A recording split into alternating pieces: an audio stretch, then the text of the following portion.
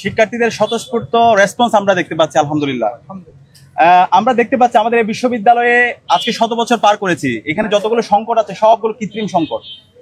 এই সংকটগুলোর মূল কারণ হচ্ছে এখানে প্রপার এক্সিকিউটিভ প্ল্যান না থাকা, পলিসিগত জায়গায় সমস্যা। তো ঐক্যবদ্ধ শিক্ষার্থী জোটের পক্ষ থেকে আমরা এই পলিসিগত জায়গায় কাজ করতে চাই।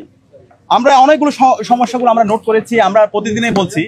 তো এই সমস্যাগুলো চিরতরে একদম নির্মূল করা যায় যদি আমরা সঠিক একটা এক্সিকিউটিভ প্ল্যান নিতে পারি এবং সঠিক পলিসি নিতে পারি।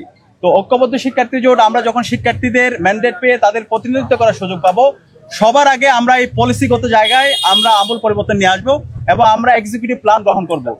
আপনারা ইতিমধ্যে দেখতে পেয়েছেন আমরা আমাদের 36টি সংস্কার প্রস্তাবনা দিয়েছি, 12 মাসে করতে চাই এবং কোন মাসে কোন কাজটা করব সেই এক্সিকিউটিভ প্ল্যানটা আমাদের নেওয়া হয়ে গিয়েছে। তো আমরা বিশ্বাস করি শিক্ষার্থীরা যেভাবে এখন আমাদেরকে রেসপন্স দিচ্ছে, শিক্ষার্থীদের ম্যান্ডেট পেয়ে আমরা যখন তাদের প্রতিনিধিত্ব করার সুযোগ পাবো, ইনশাআল্লাহ আমরা শিক্ষার্থীদের প্রত্যেকটা আকাঙ্ক্ষায় আমরা অ্যাড্রেস করব এবং প্রত্যেকটা আকাঙ্ক্ষা আমরা বাস্তবায়ন করবো ইনশাআল্লাহ।